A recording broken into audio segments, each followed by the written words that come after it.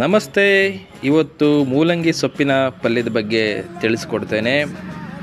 ಮೂಲಂಗಿಯನ್ನು ಬಳಸ್ಕೊಂಡು ಸೊಪ್ಪನ್ನು ಬಿಸಾಡೋದು ಹೆಚ್ಚು, ಆದರೆ ಆ ಮೂಲಂಗಿ ಸೊಪ್ಪನ್ನು ಬಿಸಾಡದೆ ಆ ಸೊಪ್ಪನ್ನು ಬಳಸಿಕೊಂಡು ರುಚಿಕರವಾದ ಒಂದು ಸೊಪ್ಪಿನ ಪಲ್ಯ ಮಾಡಬಹುದಾಗಿದೆ.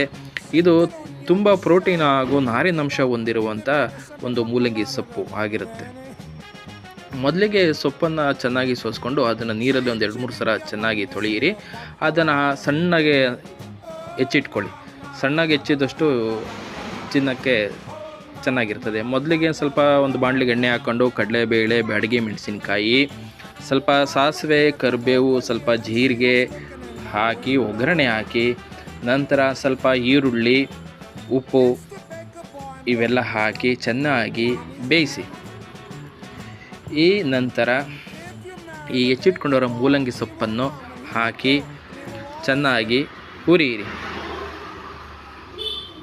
ಮೂಲಂಗಿ ಸೊಪ್ಪು ಒಂದು ತುಂಬ ಮಹತ್ವವನ್ನು ನೀಡಬೇಕಾಗಿರುವಂಥ ಒಂದು ಸೊಪ್ಪು ಅಂತಲೇ ಹೇಳ್ಬೋದು. ಇದು ರೊಟ್ಟಿ, ಅನ್ನಕ್ಕೆ ತುಂಬ ಚೆನ್ನಾಗಿರುವಂಥದ್ದು. ಈಗ ಅದಕ್ಕೆ ಪಲ್ಯಕ್ಕೆ ಕಾಯಿ ತುರಿ ಹಾಗೆ ಹೆಚ್ಚಿಟ್ಕೊಂಡಿರೋಂಥ ಟೊಮೊಟೊವನ್ನು ಹಾಕಿ ಬೇಯಿಸಿ. ಒಂದು 5ರಿಂದ 10 ನಿಮಿಷ ಬೆಂದರೆ ಸಾಕು.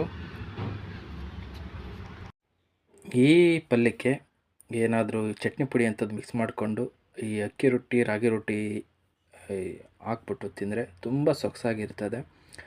ರುಚಿ ಮುಖ್ಯ ಅಲ್ಲ, ಯಾವತ್ತೂ ಆರೋಗ್ಯ ಮುಖ್ಯ. ಈ ಪಲ್ಯ ಬಂದು ತುಂಬ ಆರೋಗ್ಯಕರವಾದ ಪಲ್ಯ ಅಂತಲೇ ನಾವು ಹೇಳ್ಬೋದು. ಇದು ಈ ರೀತಿ ಯಾವುದೇ ಮಸಾಲ ಪದಾರ್ಥವನ್ನು ಹೆಚ್ಚು ಬಳಸದೇ ಮಾಡ್ತಿರುವ ಪಲ್ಯ. ಇದಕ್ಕೆ ನೀವು ಒಂದು ಸ್ವಲ್ಪ ಸಾಂಬಾರು ಪುಡಿ ಅಥವಾ ಖಾರದ ಪುಡಿ ಹಾಕ್ಕೊಂಡ್ರೆ ಸ್ವಲ್ಪ ಗ್ರೇವಿ ಥರನೂ ಆಗುತ್ತೆ. ಆದರೆ ಅದಕ್ಕಿಂತ ಈ ರೀತಿ ಪಲ್ಯ ಮಾಡಿದ್ರೇ ತುಂಬ ಚೆನ್ನಾಗಿರ್ತದೆ. ಮಾಡಿ ನೋಡಿ, ನಂತರ ನನಗೆ ತಿಳಿಸಿ. ಎಲ್ಲರಿಗೂ ಧನ್ಯವಾದಗಳು.